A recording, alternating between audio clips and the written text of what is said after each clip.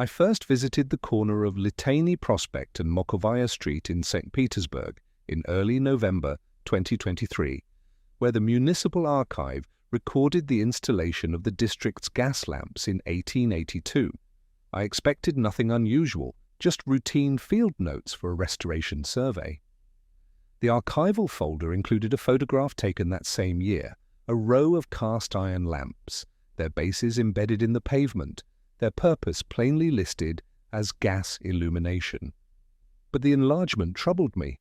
The lamp's pedestal revealed a circular flange, 3 millimeters thick, machined with a precision lathe pattern I did not expect for 1882, and beneath the flange, barely visible, lay a small square aperture, suggesting a conduit far larger than any gas line documented for the district.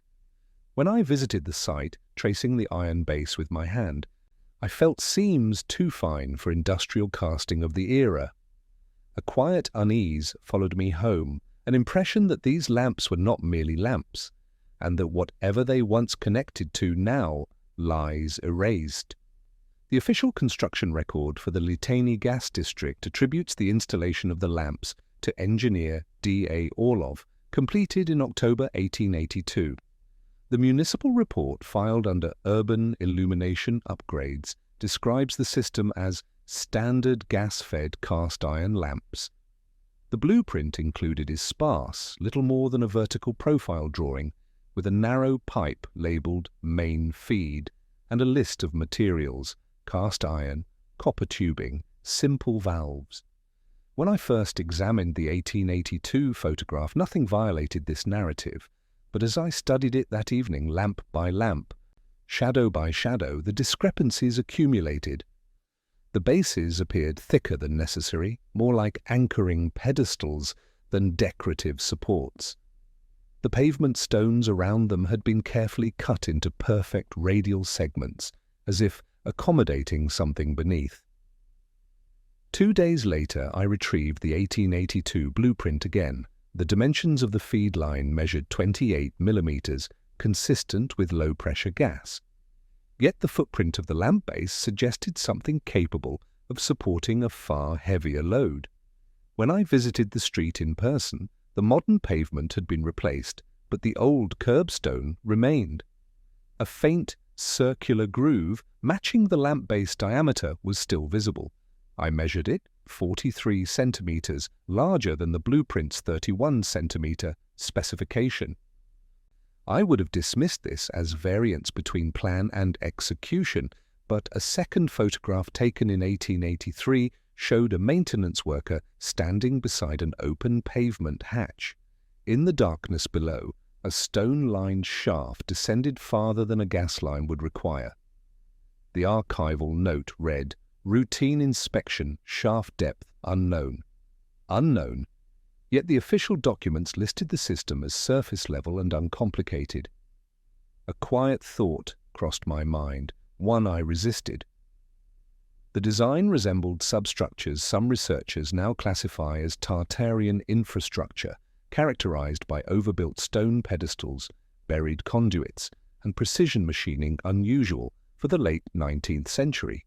Old maps I had seen labeled this entire region as part of Greater Tartaria till the mid-1800s, when the designation quietly disappeared from cartography. At this point, I told myself it was coincidence, but the physical evidence, photographs, measurements, materials, had begun to contradict the record, and in my notebook, without meaning to, I wrote something that felt premature. These lamps might not originate from 1882. The chapter closed on that uncomfortable sentence. Chapter 1. 4 in 30 words. My next archival object was a granite disc uncovered during pavement replacement in 1924, documented by the city's maintenance office. The form report described it as a sub-pavement stabilizer of unknown date. It was 58 centimeters across, 14 centimeters thick, and polished smooth on one face. The report included a small photograph, grainy but clear enough to see a central aperture cut with impossible precision for the 19th century. The maintenance supervisor, though whose handwriting was cramped but legible, added a private note. Stone appears older than pavement, possibly reused element. No tool marks observed. This remark caught my attention. Granite in 19th century St. Petersburg typically bore chisel signatures. The absence of marks suggested machining or a level of stoneworking comparable to the smooth granite bases of structures some attribute to Tartarian origin. When I visited the site again, I paced the sidewalk where the disc had been found. The modern pavement concealed the substructure, but by tapping with a small steel rod, I could distinguish the hollow sound of a cavity beneath one patch of stone. The resonance was deeper than expected, more like a chamber than a pipe void. I returned to the archive that afternoon to cross-reference street plans from 1881 and the year before installation. To my surprise, the lamp foundations were absent from the drawings, despite the lamps being officially installed only 9 months later. Yet in the margin of an 1881 survey map, I noticed a faint pencil circle near the site with a single notation: existing stone feature. The circle's diameter roughly matched the granite disc.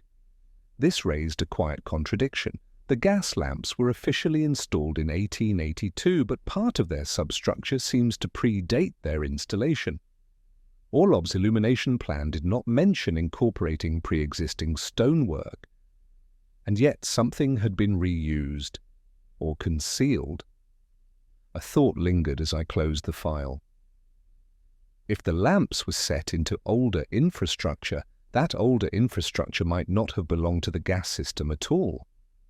Some researchers, cautiously, controversially, argue such reused elements are the remnants of a forgotten Tartarian network.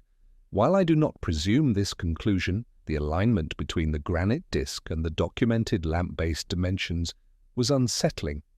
The maps that once labelled this region as Tartaria had begun to feel less like historical curiosity and more like deleted context. The physical evidence suggested a system older than the official record and far more complex. Chapter 2. 415 words. The first openly contradictory artifact appeared in the 1883 Maintenance Journal, filed by Orlov's assistant, M.Y. Karski. While most entries detailed simple pressure readings, one line stopped me. Inspected northern conduit, diameter excessive, possibly miswritten in city plans. Excessive. That word lingered unnaturally on the page. Gas conduits for the 1880s were narrow, typically under 3 centimeters for district street lamps. Yet Karski's included sketch, hastily drawn, showed a conduit nearly 20 centimeters wide. That scale belonged to industrial steamworks, not civilian gas illumination. The journal continued. Curved stone chamber beneath the line, walls polished, no explanation in drawings. I traced the lines with my finger. The curvature resembled cross-sections I had seen in discussions of Tartarian hydraulic chambers, structures some researchers claim were part of an earlier, more integrated power grid. The same architectural signatures appeared in structures across regions historically mapped as Tartaria. Smoothed stone interiors, oversized conduits, precision joints. Returning to Litani that evening, I photographed the modern manhole cover positioned where the conduit supposedly ran. By comparing its location to the archival sketches, I confirmed alignment with Karski's oversized conduit. The modern city had rebuilt the surface, but the underlying architecture still dictated placement. The next day in the archive, I examined a 1892 renovation plan that replaced several sections of the original piping. A marginal note by the municipal engineer stated, removed non-standard stone conduit, replaced with iron. The phrase non-standard recurred disturbingly often in late 19th century documents. It was used for any infrastructure element that did not fit the era's engineering norms, frequently describing artifacts that appeared older, more precise, or inexplicable.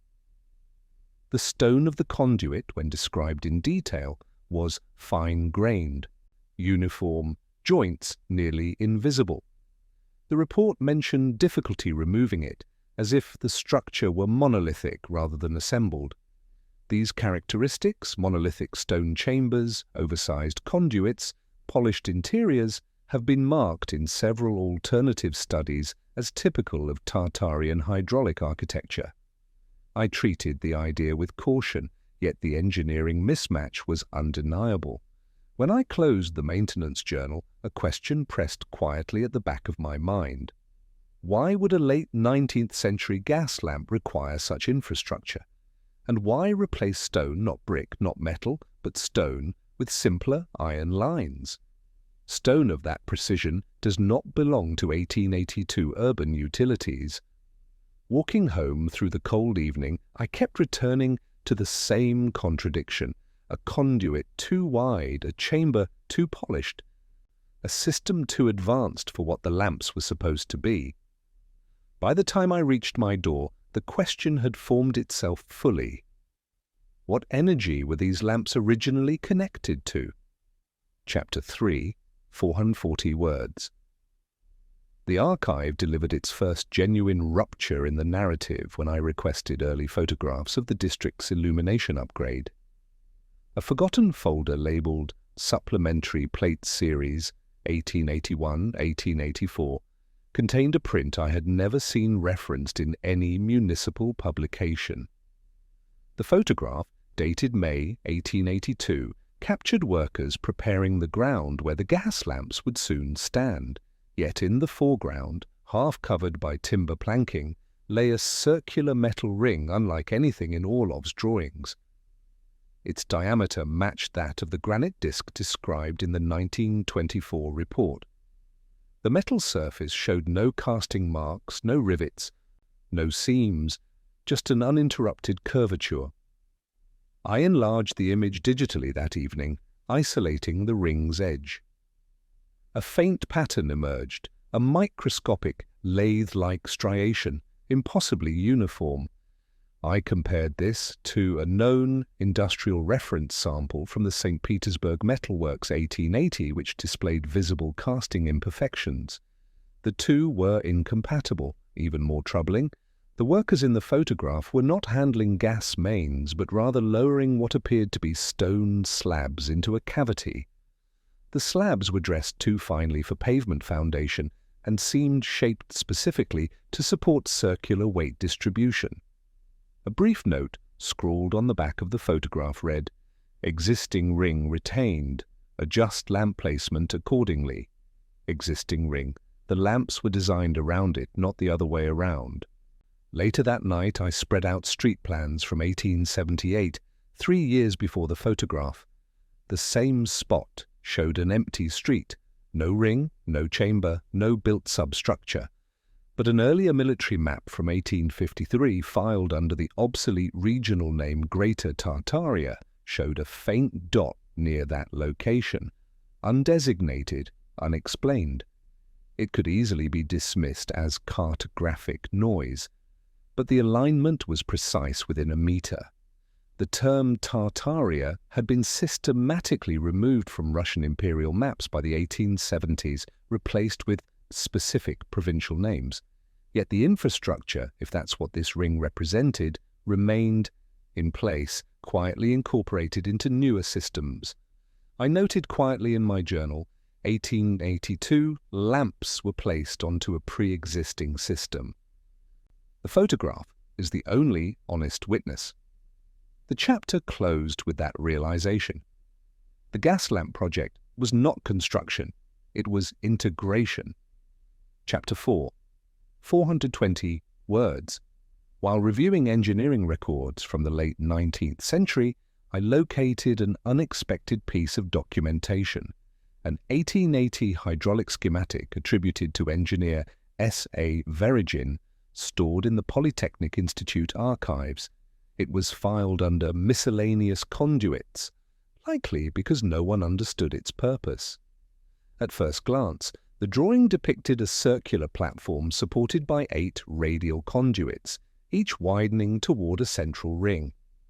Pressure values were noted in Verigin's hand, Nominal load 4.6 tons, pressure equalizer required.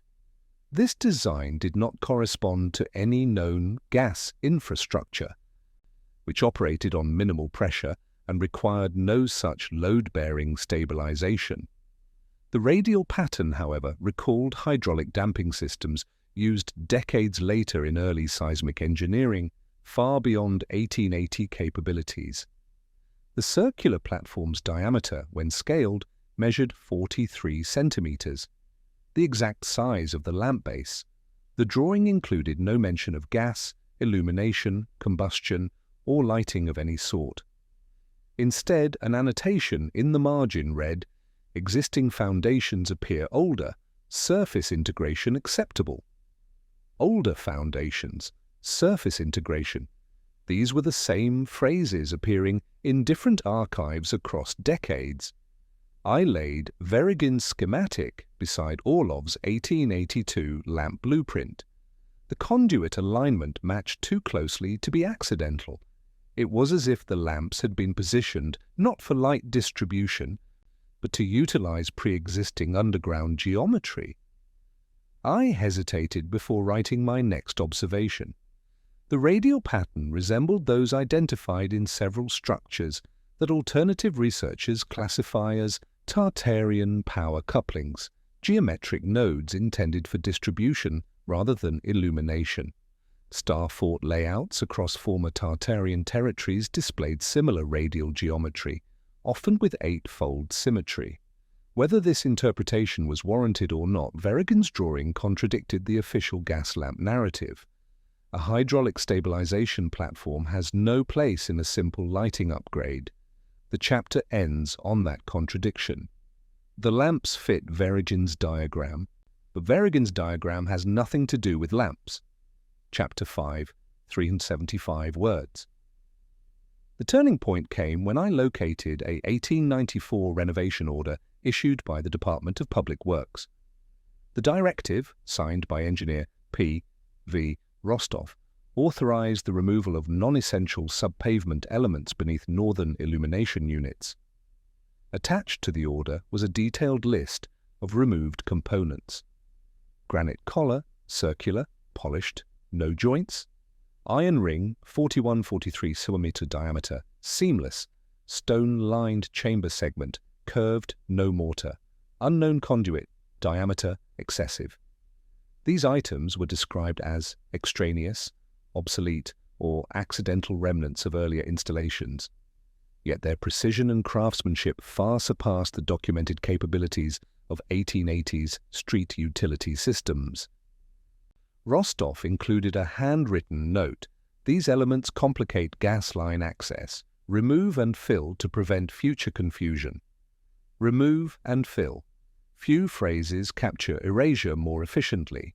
The report included a crude sketch of the chamber, but even its rough lines indicated symmetry and scale incompatible with late 19th century gas infrastructure. The chamber walls appeared monolithic. The curvature matched that of the granite disc.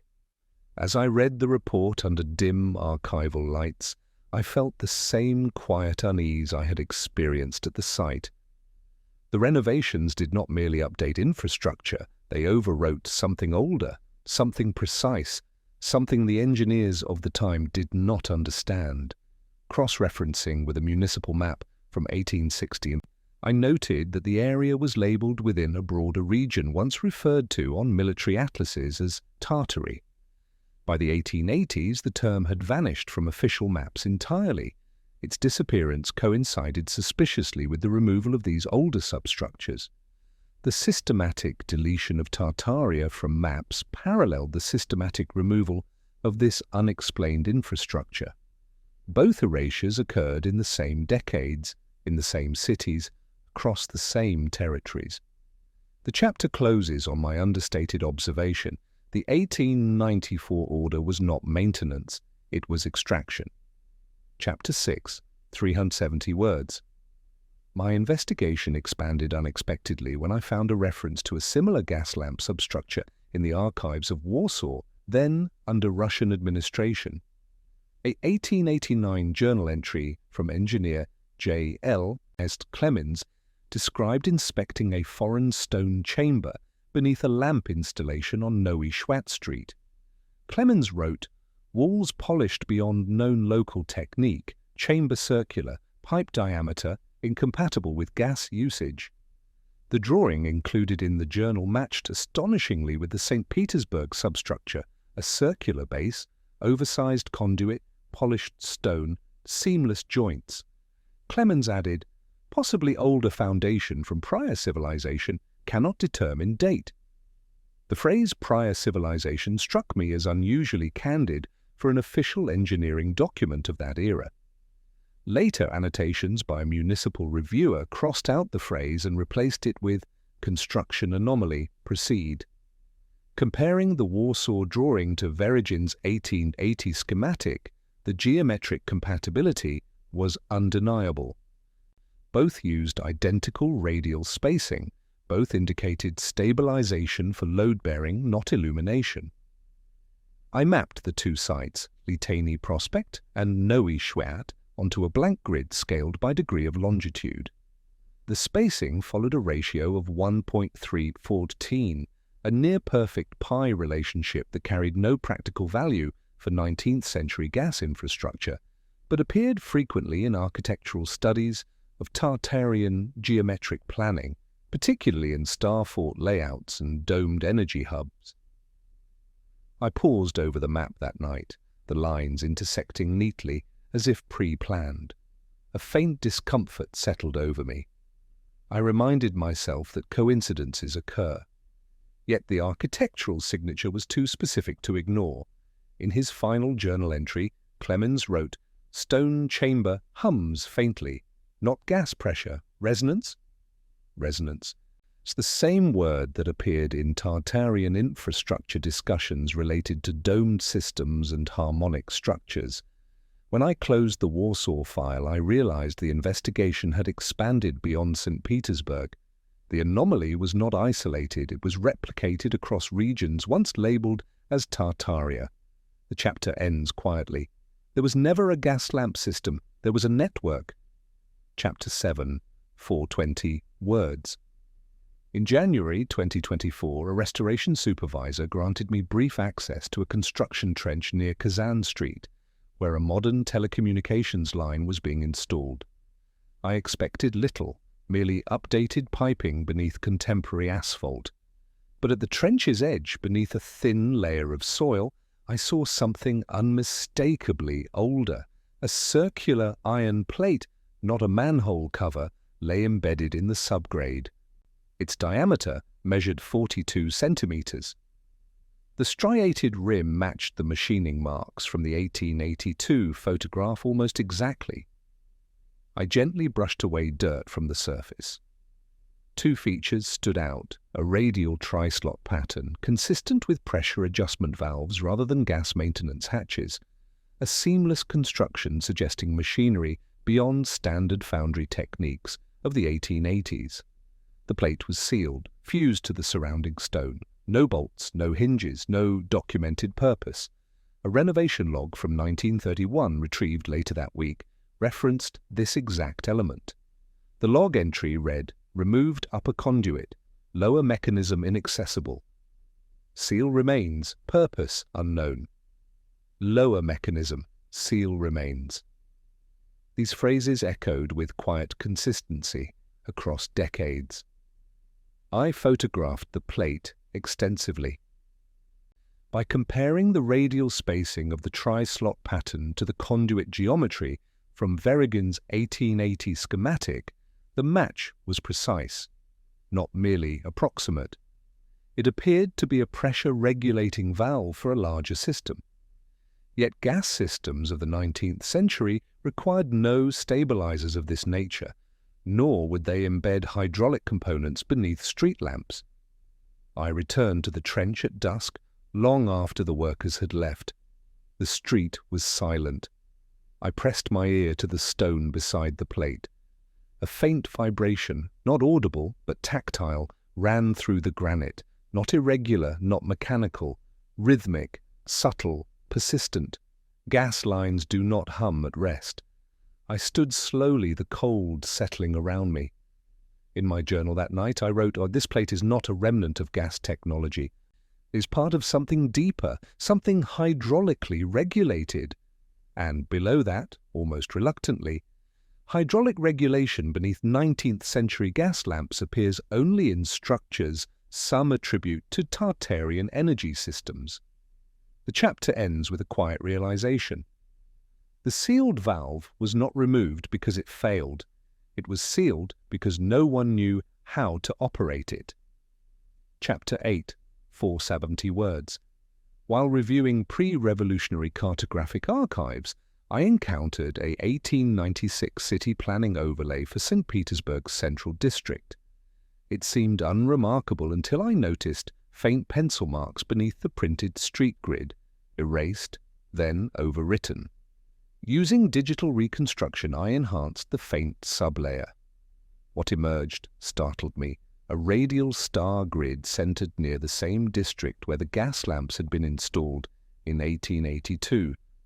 The erased lines formed a geometric pattern strikingly similar to star fort layouts found across regions once labelled as Tartaria on 17th and 19th century maps. The radial spokes aligned cleanly with known positions of the earlier lamp installations.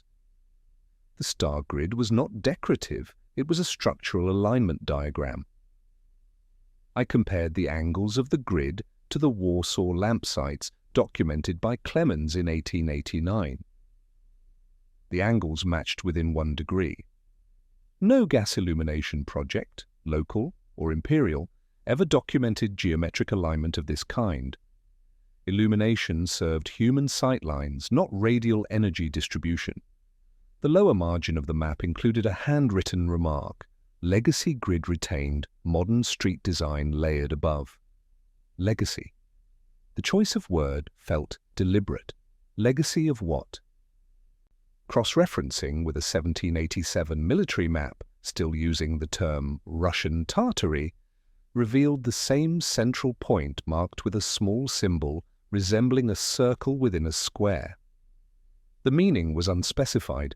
Some researchers interpret similar symbols as Tartarian nodal markers, not evidence, but a suggestive parallel. I visited the center point indicated by the grid, an unremarkable traffic island. But beneath the asphalt, ground-penetrating radar conducted by a colleague revealed 3 concentric rings, each consistent with stonework. This depth and layout were incompatible with simple foundations. The radar technician, unaware of my research context, remarked casually, "This looks like infrastructure for load distribution, but it's too deep for street lighting, more like a pressure system?" Pressure system.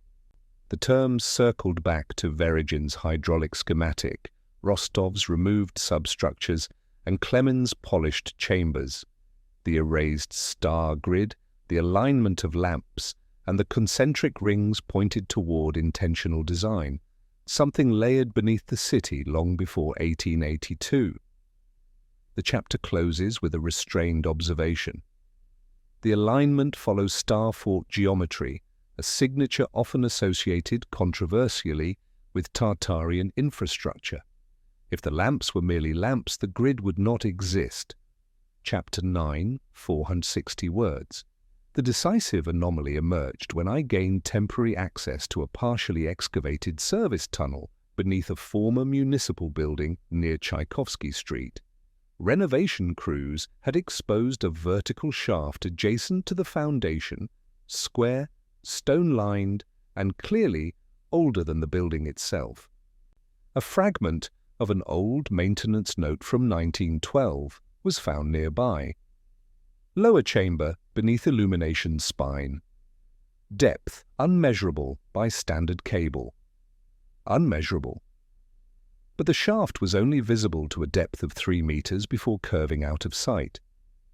I lowered a weighted line, 5 meters, 7, 10, still nothing.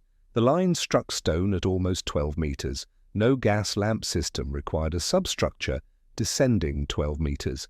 Gas pressure in the 1880s operated through shallow conduits seldom buried deeper than 1.5 meters, The shaft walls, examined with a handheld light, were perfectly smooth granite polished with a precision inconsistent with 19th century municipal utilities. No tool marks, no mortar. Each stone block was fitted with tolerances I could hardly detect with digital calipers. This was not a ventilation shaft, nor a gas conduit, nor a drainage cell. It was something else, anchored deep within the substrate of the city. The curvature of the lower section matched the radius of the 1882 lamp bases within millimeters. Every new discovery returned to that radius.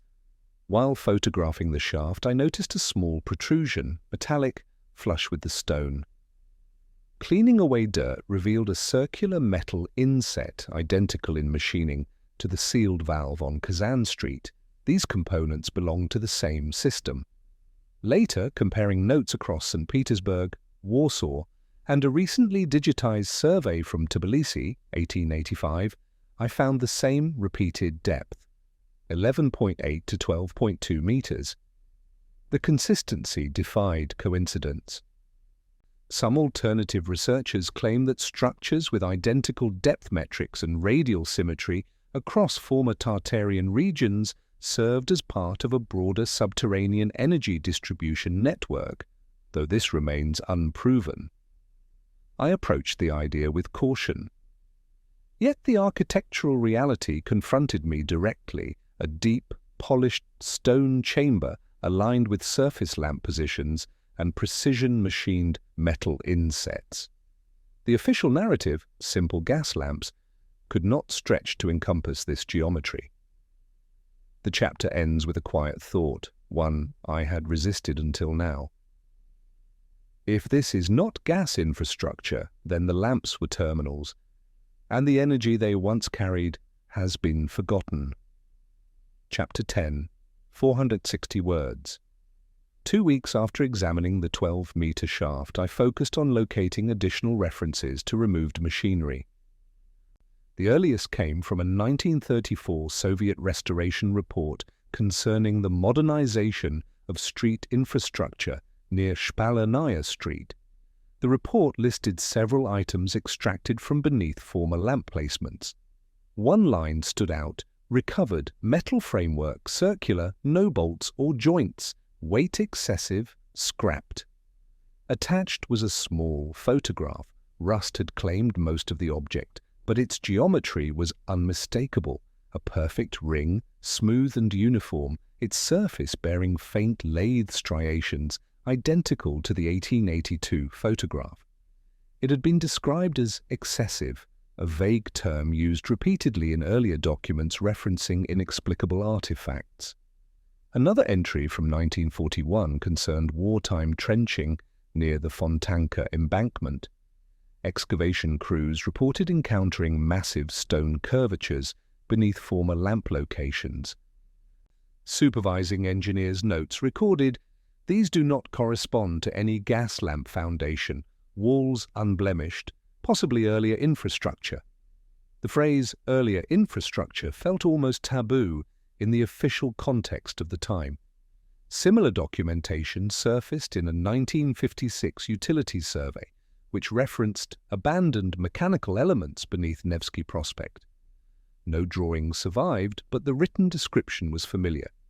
Circular alignment, smooth finish, no identifiable fastening points, purpose unknown.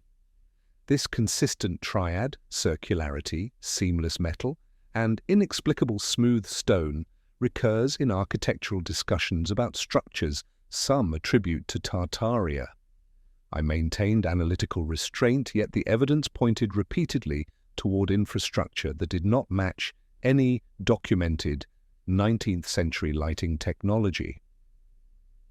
To compare, I examined known gas lamp components from the period stored in St. Petersburg's Municipal Museum. Rough cast bases, threaded pipes, bolted fittings, none resembled the seamless rings or stone chambers discovered beneath the city. Late one evening, while overlaying excavation maps across multiple decades, I noticed something else. Every site containing these anomalous components aligned along a shallow arc, Not random, not linear, but following a gentle curvature across the city grid. I traced the arc. It intersected every major lamp location included in Orlov's 1882 upgrade, and beneath each one, records mentioned some form of removed or sealed machinery. A quiet realization settled in. The machinery was not part of the gas system. The gas system was laid over whatever the machinery had been. It was not that the machinery was obsolete, it was that it belonged to a system the 19th century did not understand, and therefore buried. Chapter 11, 490 words. As the patterns within St. Petersburg became clearer, I expanded my search to other cities across former imperial territories once labelled as Tartaria in earlier maps. The Warsaw anomaly documented by Clemens in 1889 had been my first external confirmation. Two more soon followed. In Riga, an 1887 engineering bulletin mentioned unusually deep lamp foundations and included a rough sketch of a curved stone chamber nearly identical to the St. Petersburg discoveries. The journal entry noted walls too smooth, possibly old defensive work, depth unsuitable for illumination. The uncertainty in that final phrase echoed decades of similar hesitation. In Kazan, a 1902 utilities report described excavating a buried stone ring during sewer installation. The ring's diameter, 43 centimeters, matched precisely with the bases found in St. Petersburg. The engineering crew recorded, "No visible seam, solid, too difficult to remove, redirect pipes." Redirect pipes. The ring had been so integral to the underlying stonework that they worked around it instead of removing it. The most striking discovery came from a digitized 1904 survey of Tbilisi, where a section titled Illumination Network Assessment contained a diagram of lamp placements forming a radial grid. The spacing between nodes followed the same geometric ratio, 1.314, seen in St. Petersburg and Warsaw.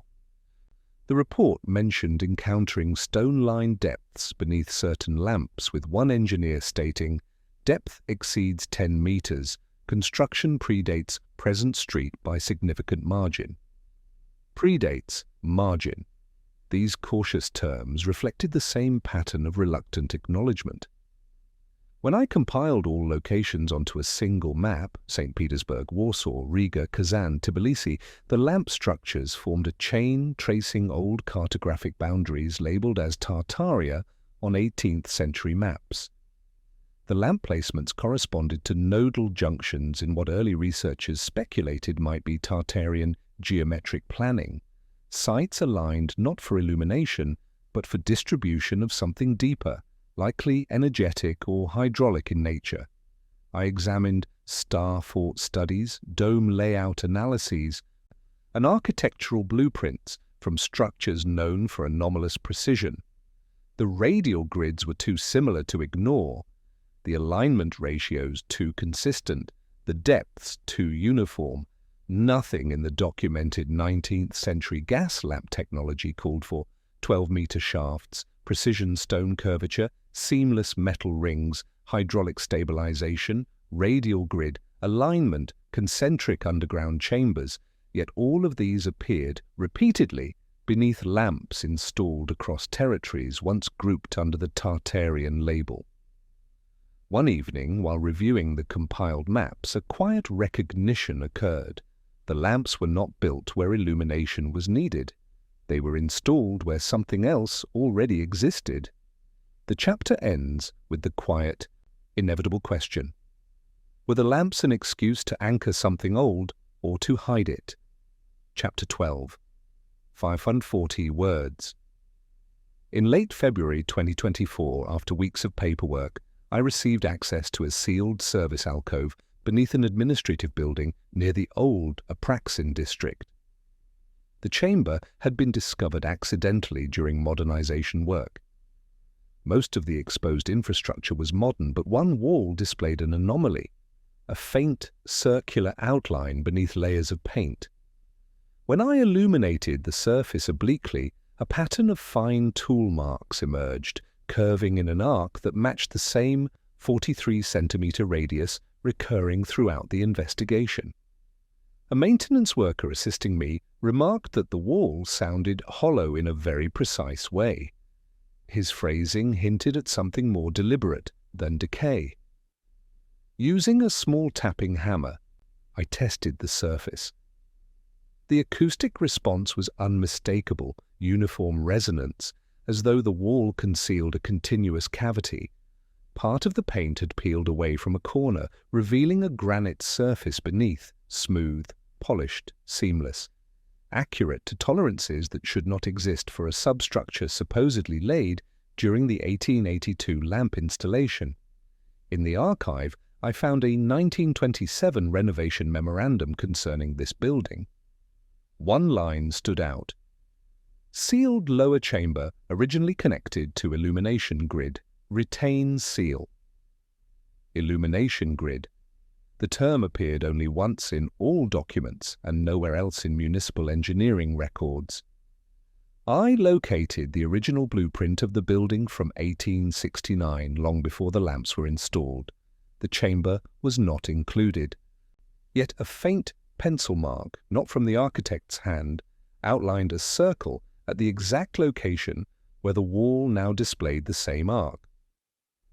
Someone knew it was there.